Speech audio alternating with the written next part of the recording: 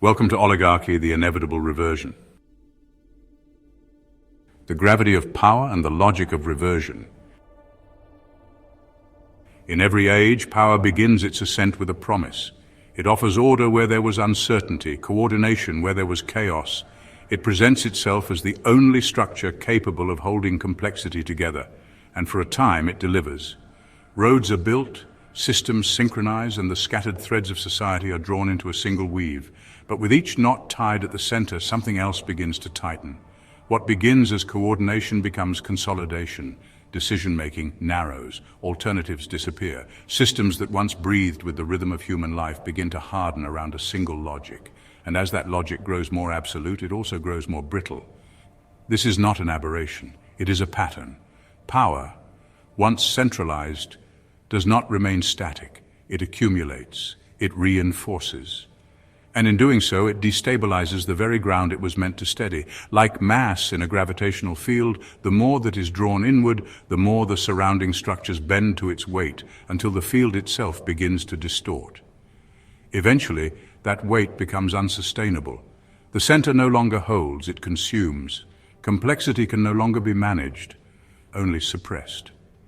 What once promised stability begins to produce imbalance, and from that imbalance a deeper instability emerges, not just of politics or economy, but of meaning, of trust, of structure itself. This is the arc beneath every unraveling, a slow drift from centralization through imbalance into instability, not in metaphor but in system dynamics, not as failure but as feedback.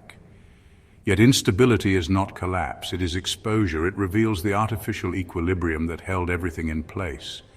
And it invites something else, not yet present but gathering. What rises in the wake of over-centralization is not necessarily rebellion, it is reversion, not as a violent reaction, but as a systemic tendency toward restoration. Reversion is misunderstood. It is not revolution in the romantic sense. It is not idealistic or even voluntary. It is structural. It is what happens when a system distorted beyond self-correction begins to seek new points of balance. Reversion does not guarantee justice or improvement. It merely opens the field. It clears the saturated center and invites the margins to speak. We are living through such a moment now. The attempt to centralize planetary governance, to bind all coordination to a handful of platforms, currencies, and institutions, is nearing its threshold. The systems built to manage life, markets, bureaucracies, digital infrastructure, are no longer adapting to human needs. They are adapting only to their own survival. And in doing so, they have become maladaptive. That maladaptation is the signal of instability. It appears first as friction, failing institutions, incoherent policies, collapsing trust. Then as fatigue, people withdrawing, disconnecting, refusing to participate. Finally, it shows itself as divergence, the return of alternatives, the emergence of other logics, not imposed but discovered. What comes next is not certain. Reversion does not determine outcomes. It clears constraints. It creates the conditions for emergence. Whether that emergence takes the form of renewal or regression depends on what people understand and what they build, and that is where this work begins. This is not a chronicle of collapse, it is a manual for coherence. It is not about what breaks, but about how to see the system breaking and what that break reveals. Because systems do not fall without a trace. They fall along fault lines. They collapse along the very structures they once used to maintain order. If we can learn to read those lines, if we can understand how centralization breeds imbalance, how imbalance gives way to instability, then we can begin to map what comes after. Not from ideology, but from pattern. Not from belief, but from logic. That logic is not linear. It is relational. It moves in triads. The structures collapsing around us will not wait for full understanding, but they will yield to those who understand how systems interrelate, how logic flows, how truth is structured, and how a different world can be composed not from slogans but from wisdom. And the first triad is this: centralization leads to imbalance, imbalance leads to instability. This is not the end of a system, it is the condition for its transformation. From instability, new centers can form, not singular but distributed, not imposed from above but arising from below. Decentralization, balance, stability. So let us begin where all such cycles begin, with the consolidation of power. Oligarchic consolidation. All empires begin with a promise that order can be restored, that chaos can be contained, and that those with vision and strength will stabilize what others have broken. But behind the facade of order lies a deeper pattern, a logic that repeats itself across time and systems. It is not the logic of stability, but of reinforcement through control, where power does not simply govern but restructures reality to preserve itself. This pattern always begins with instability. Whether by accident or design, markets are thrown into confusion. Institutions begin to wobble. Trade flows are disrupted, prices rise, supply chains snap, and entire populations are forced to reassess the very ground beneath their lives. Fear enters quietly at first, through higher grocery bills, through delayed goods, through the soft panic of uncertainty, but it never leaves quietly. Fear hardens into dependency. This is not a new story. In our present moment, we have watched this cycle unfold with stunning speed. When the United States imposed sweeping tariffs, most notably a 145% duty on Chinese imports, it was framed as a strategy to strengthen national self-reliance. But its deeper consequence was economic turbulence, a contraction in GDP, rising inflation, and a sudden surge in import costs that struck businesses and households alike. Far from correcting a failing system, the move further destabilized it. But this instability did not harm all equally. It had a design. For those with resources and connections, instability is not a threat but an opportunity. When rules change rapidly, those who write them or who have access to those who do hold the advantage. And so begins the second movement of the triad crony capitalism. This is not a corruption of the market system. It is the market system under the influence of concentrated power. When businesses can no longer succeed on merit, they turn to influence. And when the state rewards those who align and punishes those who do not, the economy becomes a stage for political loyalty. In this environment, entire sectors begin to reorganize around the whims of power. Legal firms, traditionally viewed as independent and grounded in principle, are suddenly compelled to align ideologically or face exclusion from public contracts. Companies invest less in innovation and more in lobbying, knowing that proximity to power now outweighs excellence. The logic of value is inverted. Success no longer flows from capability but from compliance, and compliance pays handsomely. As the market is reshaped by crony relationships, wealth begins to pool in familiar places. The upper strata, already advantaged, find themselves in an environment of exponential gain. With fewer obstacles, lower taxes, and privileged access, they do not merely grow rich, they consolidate wealth on a scale that transforms society. This is not incidental. It is the fulfillment of the logic set in motion by instability and sustained by favoritism. But the most dangerous feature of this process is its self-reinforcing nature. As wealth concentrates, so too does influence. Those who command capital shape policy. Those who shape policy reinforce capital. And as that loop tightens, the system becomes impervious to reform and blind to the reality outside its own bubble. It sees instability not as a threat, but as useful pressure that forces the rest of society to accept what is offered, because nothing else is available. This triad, instability, cronyism, concentration, does not simply explain how we arrived here. It explains why things keep getting worse for those outside the loop and better for those within. It is not a flaw in the system, it is the system. But like all tightly wound systems, it contains the seeds of its own collapse. As power accumulates at the top, the foundation beneath it is hollowed out. The majority are pushed out of ownership, out of decision-making, out of participation itself. And in that exclusion, a counter-pressure begins to build, not yet a revolution, but a negation. The more a system requires compliance to function, the more unstable it becomes the moment people begin to refuse. What we are witnessing is not just inequality. It is the final stage of a consolidation process that can no longer pretend to be for the benefit of the many.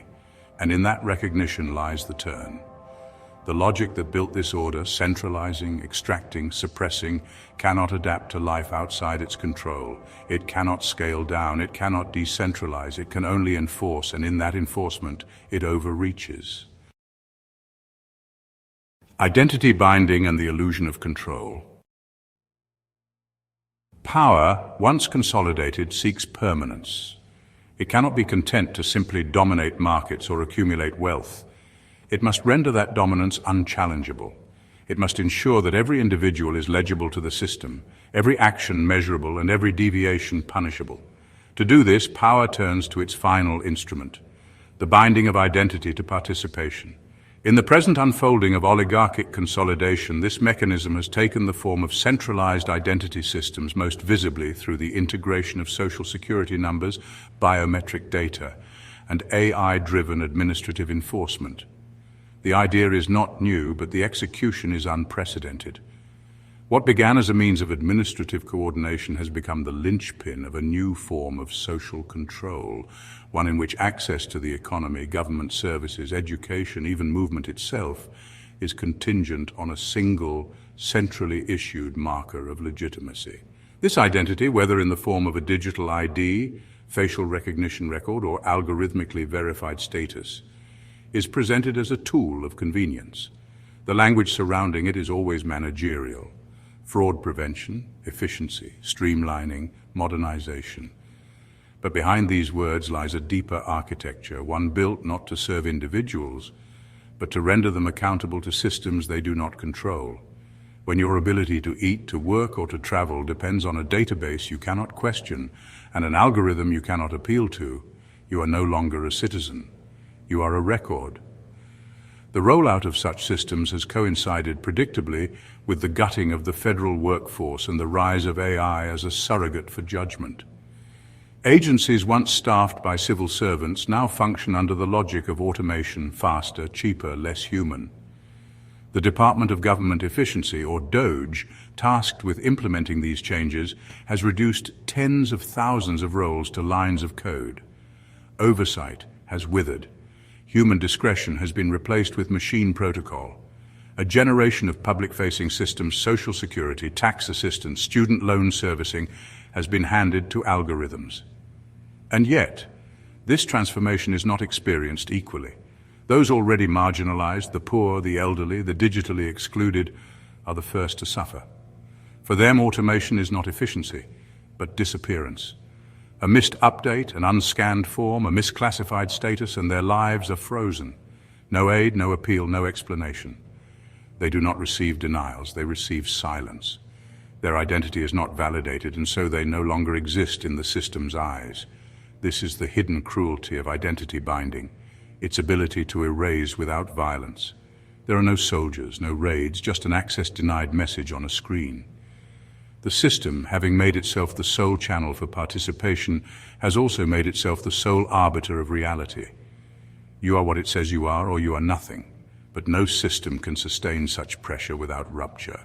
As exclusions grow, so too does public distrust. People begin to sense that the tools meant to serve them are being used against them. They begin to censor themselves, not out of legal fear, but practical necessity.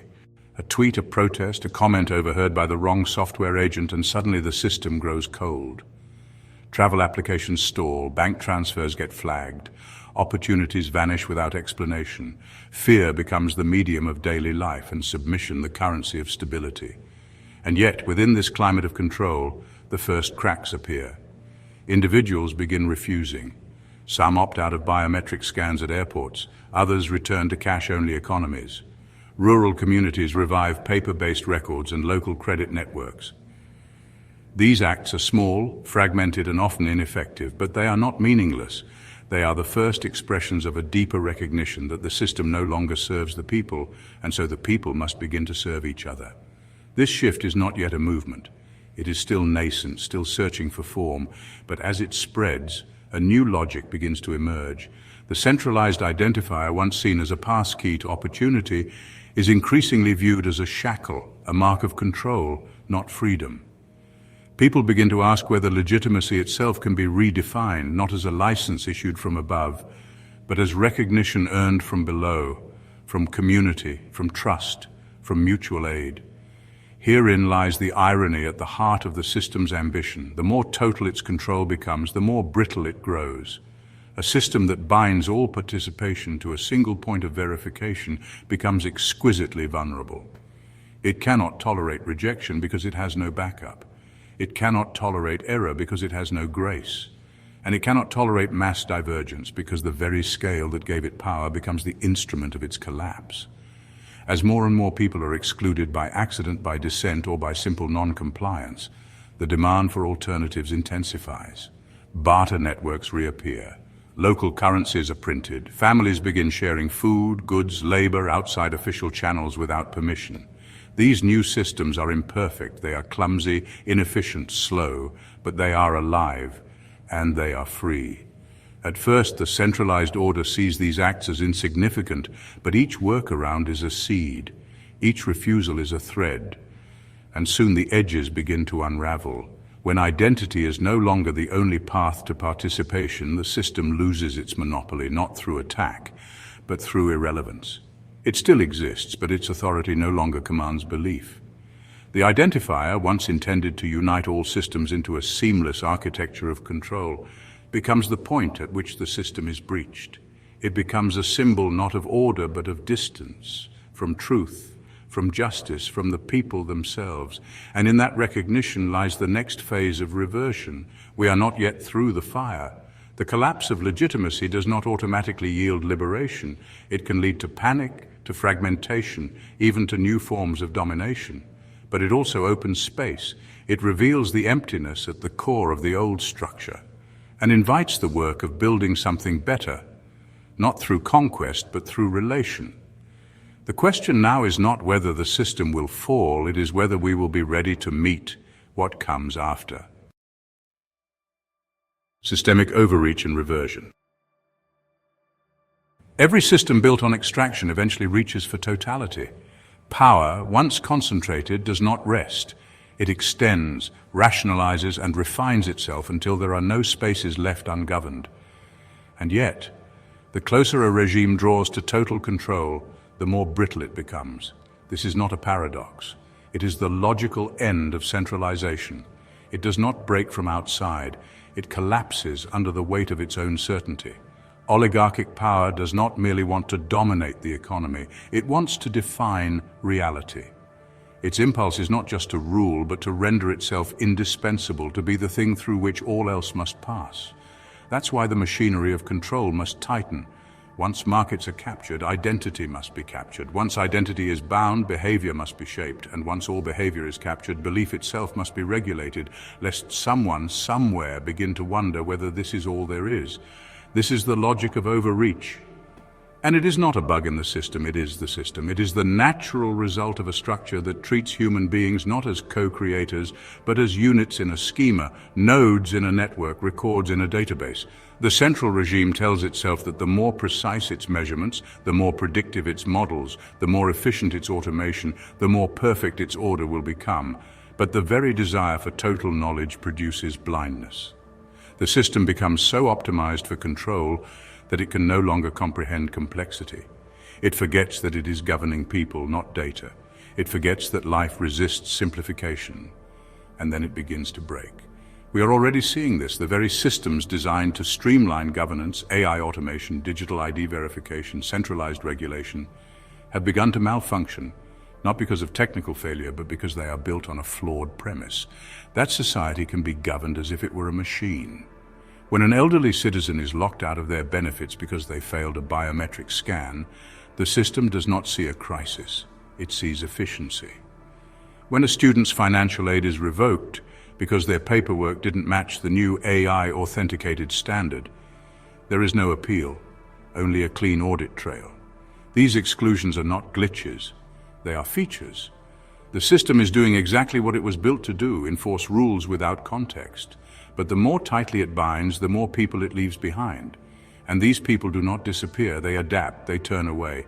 At first the response is fragmented. A few communities begin trading locally, some refuse facial scans, others create barter groups, mutual aid, cash-only circles.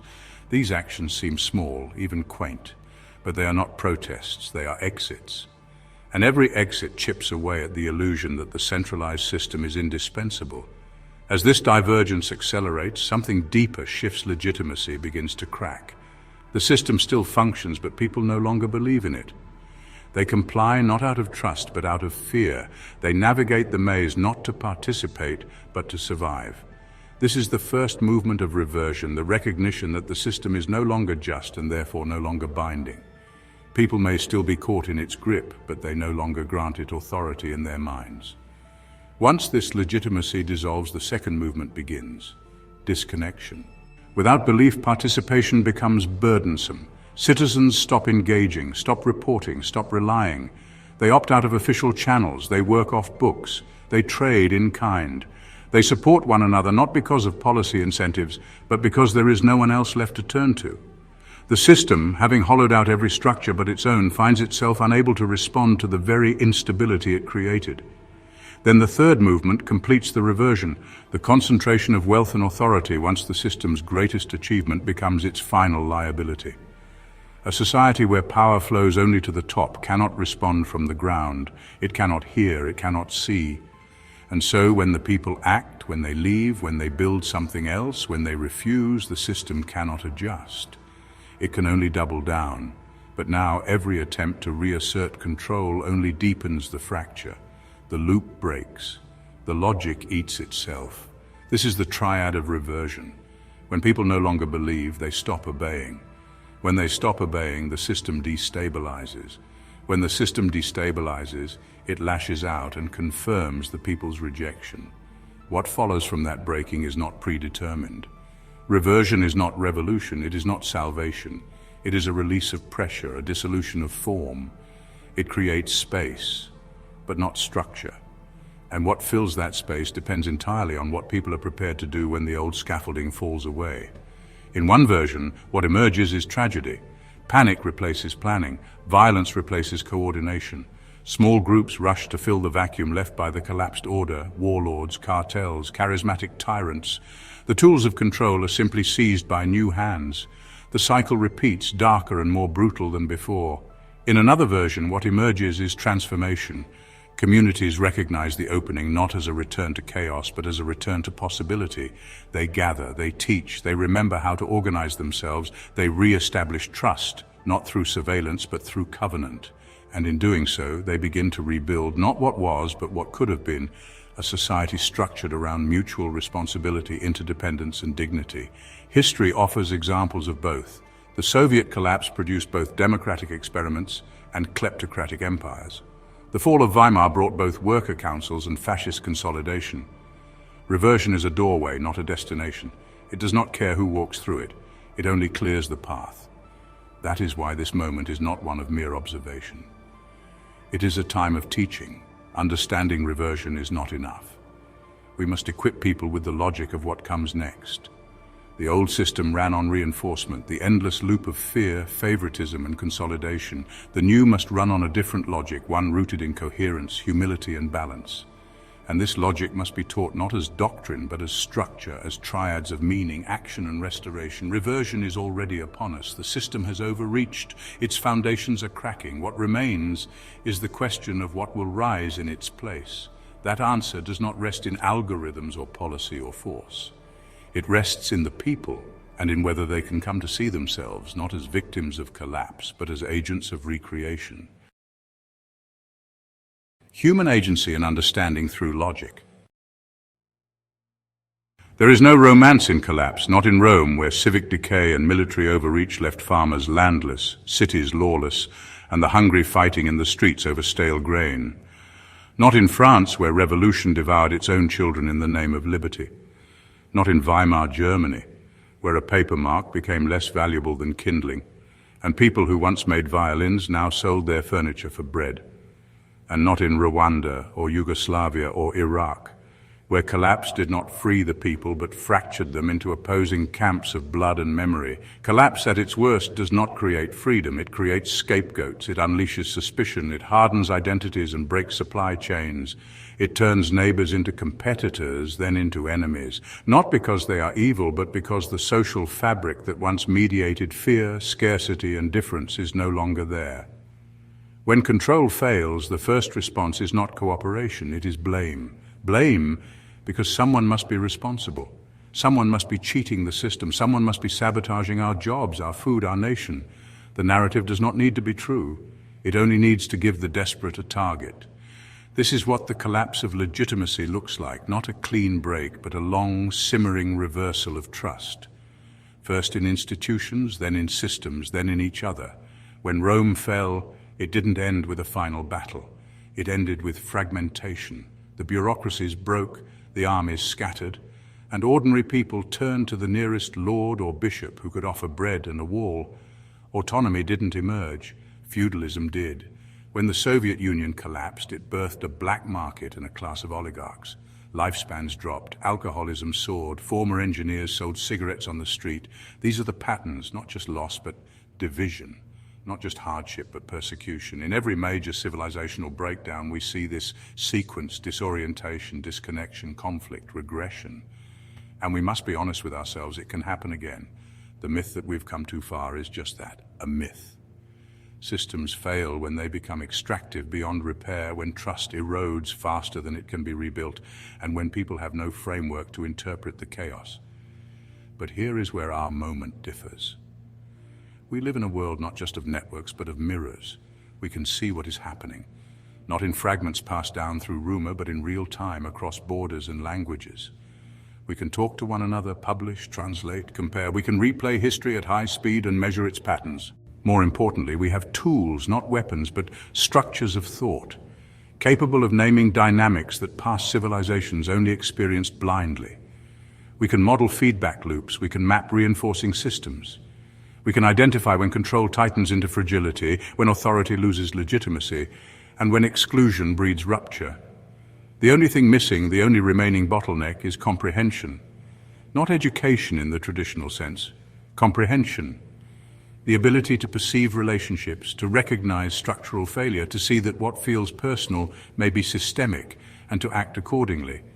Most people don't lack intelligence, they lack framing. They feel the system squeezing, but they don't see its skeleton. They react to symptoms because the architecture is invisible. That's why understanding matters, not as an intellectual exercise, but as a matter of survival. If people can't name the collapse, they will misread it. If they misread it, they will turn on each other. If they turn on each other, the future will look like the worst of the past. But if they can see, if even a critical fraction begins to understand the patterns, they can respond before the spiral tightens.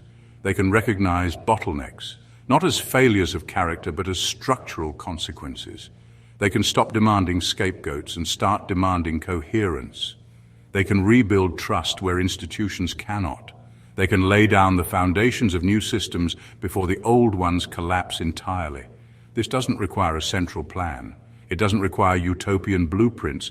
It requires the spread of structural literacy, of frameworks that help people see loops, dependencies, leverage points. Triadic logic is one of these tools, not because it is ancient or moral or elegant, but because it works, because it makes the invisible visible, because it turns events into systems and fear into foresight. And foresight is what gives us a chance not to prevent collapse entirely, but to keep it from taking everything with it. We do not live in the dark ages. We have technologies, networks, access to knowledge that no prior civilization possessed. The only thing separating us from another age of ruin is whether we learn how to see. We are not too late, but we are close. The choice now is not between collapse and order. That choice is gone. The choice is between reversion into tragedy or transition into something newly coherent. And coherence begins with understanding. Understanding begins with structure, and structure begins when someone, anyone, learns to see.